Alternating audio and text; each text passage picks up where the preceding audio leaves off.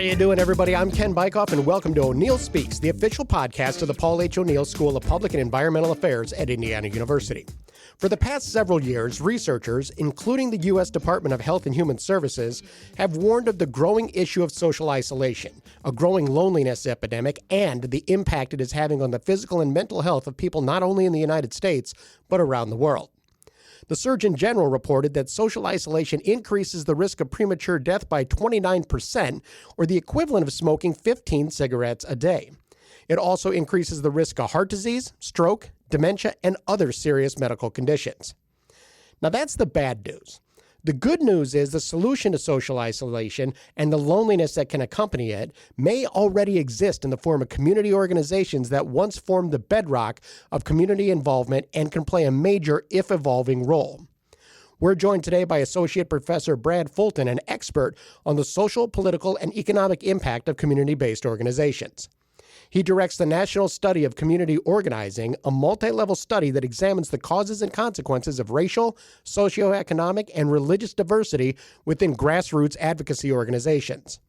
Fulton also co-leads the Observing Civic Engagement Project, a field study that uses an innovative data collection technique known as systematic social observation to analyze the internal dynamics of organizations. Brad, thanks so much for joining us. Great to be here, Ken. Well, let's start with the whole concept of social isolation. What is social isolation and how has it become a crisis? Sure. I mean, put simply, social isolation is people spending time alone. And over the past decade or so, more and more people are spending more time alone. What has driven that? Well, part of it is that there's an increase in people living alone. So more people are single households. Single-person households. People are also increasing the amount that they're working remotely.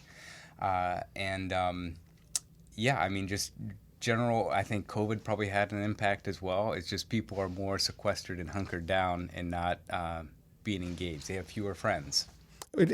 From a digital standpoint, you have that ability to be connected maybe more so than any other time in human history, and yet this seems to be a growing problem for people. Yeah, I mean, that's a great point. So there is online connection, online communities, but they are substantively different from in-person connections in in-person communities. So historically, community organizations such as hobby clubs, veteran associations, arts groups, charities, religious congregations, and a lot more have filled the role of bringing people together. How have those roles changed over time?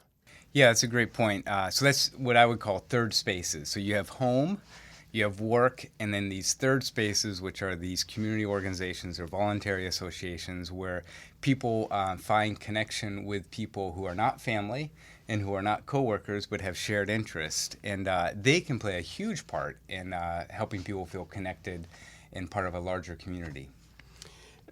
Given the relative ease of finding connections that we talked about earlier, an internet search or an app could get you together with anybody who has the same interests as you do. What do you believe has led to the civil society organizations losing some of their luster, I guess, with younger organizations, or have they? Yeah, I think I think COVID really took a toll on people's participation in community organizations because there's just a general trend towards isolation. And people are now slowly re-emerging, but they've lost that muscle, or they've declined in their ability to sort of learn how to find these groups and engage and become connected with them. How do these groups, how can they kind of bring people in? Yeah, I mean, I think part of it is lowering the bar to entry of having, a lower commitment to participation. So one-time events or things that are going to where the people are rather than having the people come to them.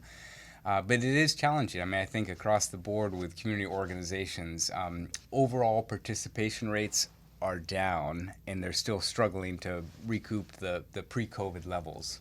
Your Observing Civil Engagement project, just tell me about that and kind of what are some of the surprising things you've learned through it? Yeah, so with the Observing Civic Engagement project, what we're doing is we're going into Bloomington, going to community organizations, and we have research assistants who sort of sit in the back of the room and observe and document what goes on in these organizations. So it could be like a hobby club or a religious organization or a political organization that's meeting, and just seeing who shows up and what type of interactions occur and what type of topics of discussion are happening. And so we don't really, this study is just a few years old, so we don't really have pre-COVID data points. But I think what's fascinating for us is just seeing who shows up at these gatherings. It does tend to skew older. Older people are more involved. I think that's just part of the nature of community engagement in general, is it tends to skew towards older people. But we're also trying to identify organizations that attract younger people. And, well, I mean, it makes sense. The older you get, maybe the smaller your group of friends or circle of friends get in that social isolation maybe rears its head a bit more. Sure. And what kind of differences do you see in terms of, you talk about the barriers to entry. Religious organizations obviously tend to be based upon a certain religion, one religion or another. A hobby club, you have to be interested in a certain thing. Political organizations, you have those passions that are there that rise and fall. What could be done to kind of, I guess, open the door to more people and younger people in particular over time, just to make these more welcoming places for people who might be a little bit shy or out of practice in socializing? Yeah, I mean, I think, that's a great question. Like, oftentimes, and I study a lot of religious organizations or congregations, and, a lot of people, or not a lot, but people are shifting to doing religious participation online, which is nice because that lowers the barrier to entry. Like, let's say you're spiritually interested, but you don't want to sort of publicly disclose that, so you can search online and listen to sermons or engage in discussions online. But I think then making that bridge to in-person connection, and it could be just a volunteer activity. Like, I think Habitat for Humanity is a great organization where people have the impetus to want to volunteer, but they can't commit to a whole year of volunteering. But something like Habitat for Humanity says, hey, just one Saturday, come and show up, we'll train you, and if you like it, you can come back, but there's no expectation or no commitment that you come every week for the next year. You have people with incredibly busy lives, but still run into this social isolation. Ironically, can online interactions and the ability to join these organizations in a digital realm, whether it's religious activities online, does that, to a certain extent, I guess, contribute to this, because it makes it so that you're so busy that you can't dedicate time to go and meet with people in person? What kind of the thought is that my grandparents were very involved with the Moose Lodge when when I was young, and that was a big organization for them. There's and countless organizations that people are involved with, but you really have to dedicate the time to go and see people, and then you might stay a little bit longer. You build these connections in a way that it's easy enough to hit the end of a meeting time, log off, and you're done. I guess that's a long way of me asking is, the busy times and lowering those barriers maybe lessen the time that people have to engage with each other in person. Yeah, no, I think that's a great point. I feel like people have gotten in the habit of doing the online option. So oftentimes things are offered in a hybrid mode where you can show up in person or go online, and there's this tendency to move towards or selecting the online option, which is great for some people, especially if they have mobility issues or transportation issues. It's great to have that option, but I think more people are exercising it than need be. And what you lose is the residual impact of just informal, spontaneous connections that happen before the meeting right. or after the meeting. And so even though you might attend online, social isolation still kind of occurs because you're not fully connected right. when you're connecting online. Because it really is a matter of, if you're sitting with somebody, there's a lot more interaction just from everything going on around you. And so you feel connected online, but you're really still sitting by yourself. And it's so easy to just stick on subject as opposed to ask about somebody's family or anything like that, that builds that connection. Yeah, and there's a lot of spillover effects of like, well, let's go get lunch after the meeting Right. or go get coffee, and then it builds and snowballs to greater and deeper connections. Now, you study religious organizations extensively. How have you seen the way members of the organizations change the way they interact with each other, and how have the organizations themselves changed with how they interact with other organizations just in the short time that this project's been going on? Yeah, I would say, thankfully, overall, there's a general decline in religious participation, but I feel like many of the congregations have recovered their pre-COVID participation levels. And what I've seen also is at least with some congregations, a very intentional effort to collaborate with other community organizations, whether it be other religious organizations or activist organizations, to just sort of build a broader network of connections. And so maybe if someone wasn't interested in coming to a religious congregation, they might be willing to come to an event that talks about climate change or the environment that's co-sponsored by a congregation and a place like the O'Neill School or something. With the obvious polarization of American society in particular, how much is that fact alone just kind of a challenge in these organizations growing? Yeah, I would say in its ideal form, religious congregations can serve as a bridge or mediators for bridging differences or engaging and discussing differences. But oftentimes they're used as a way to heighten differences and create polarization. And so it's really a choice of the congregation, because within any congregation, you're going to have a wide spectrum of views and perspectives. And so that can be very healthy for having engaging in diverse dialogues.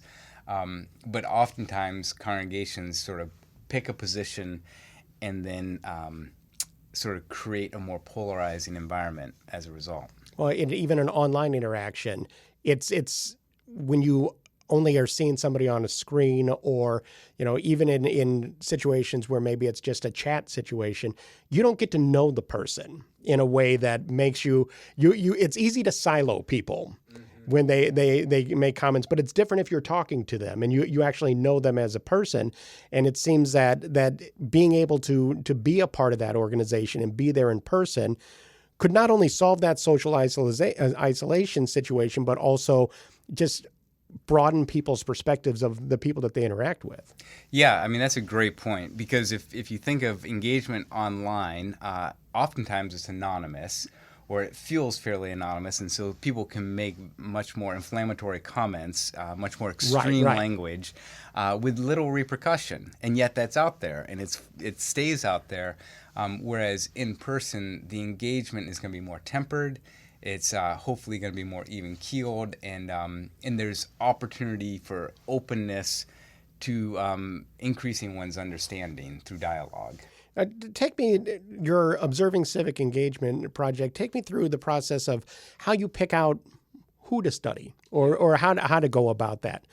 Yeah, well, so we have a list of every nonprofit community-based organization in Bloomington. Right now there's about 600 or so active nonprofit organizations in Bloomington. We assigned a random number to all 600 of them, and they are randomly selected. And so if an organization pops up and that we're going to reach out to, we contact them and tell them about the study. And everyone's participation is anonymous and confidential. So we don't disclose which organizations are participating, but we tell them about it, and if they're interested in being observed, then we sign them up and we send the RAs out. We find out when they meet, and we go to board meetings, we go to social gatherings, we go to any meeting where there's 2 or more people gathered. Okay. We will observe.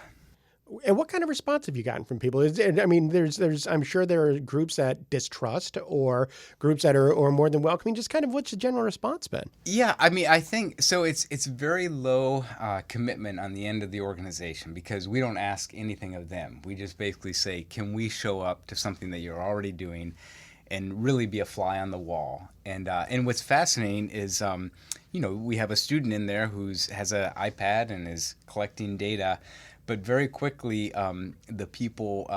That person becomes invisible. Like the people forget that there's a student in the back of the room observing them.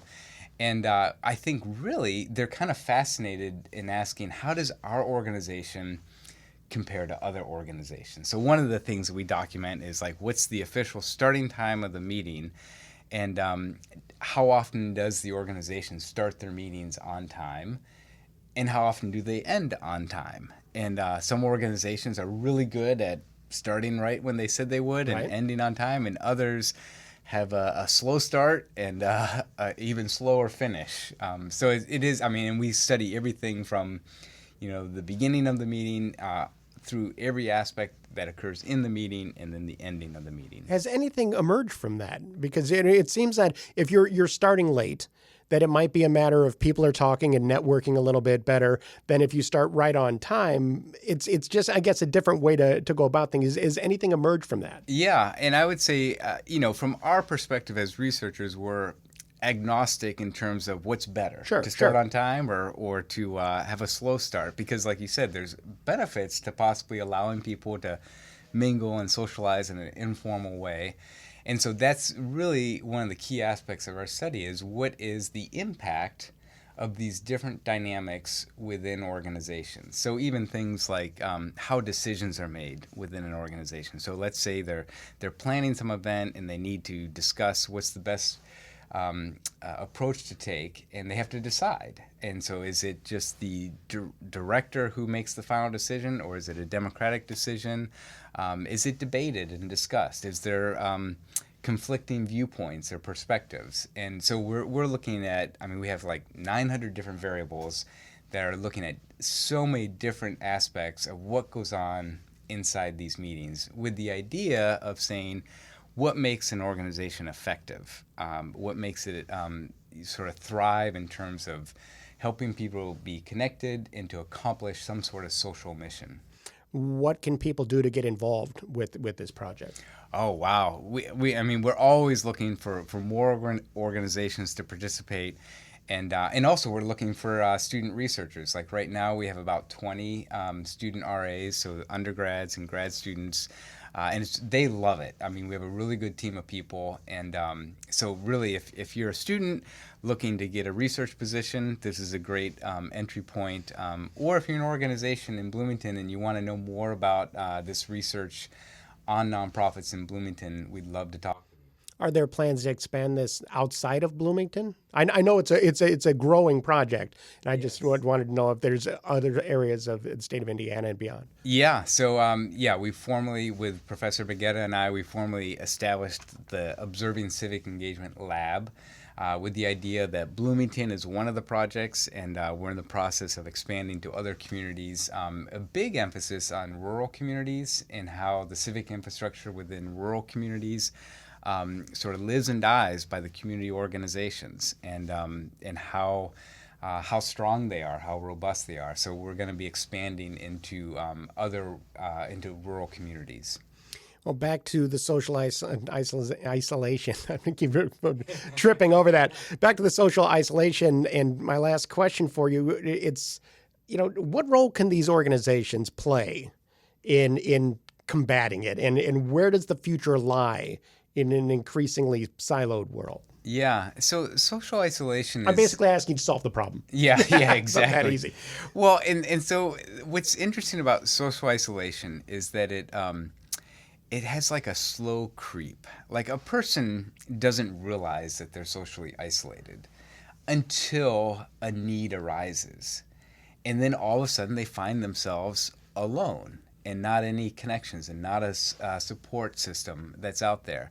And so part of the idea is to help people to get connected before they need the connections Sure. before they need that support system. And so in many ways, the community organizations, because there's such a variety that can really appeal to people's diverse interests and needs, community organizations can play a critical role in helping people get connected. And they don't have to be deeply invested. They just need to have some loose ties to one or two or three community organizations, whether it be a neighborhood association or a hobby club or a religious congregation, so that when the need arises, they find like, oh yeah, I'm not isolated. I know people that I can reach out to and turn to. Or I have people who are going to reach out to me and ask me how I'm doing or if I have any needs. Well, Brad, I really appreciate you joining us to talk about this issue, and I can't wait to read more of your fascinating research. Great. Thank you, Ken. That's all the time we have today on O'Neill Speaks. O'Neill Speaks is the official podcast of the Paul H. O'Neill School of Public and Environmental Affairs. All opinions and comments on O'Neill Speaks belong to the host and the guest of the O'Neill School and don't necessarily reflect those of the school itself. Music for O'Neill Speaks is by Manos Mars. Be sure to subscribe to O'Neill Speaks on Apple Podcasts or on your favorite podcatcher app so you don't miss an episode. We're out of time, but for now, and for the O'Neill School, I'm Ken Bykoff saying thanks for listening, everybody.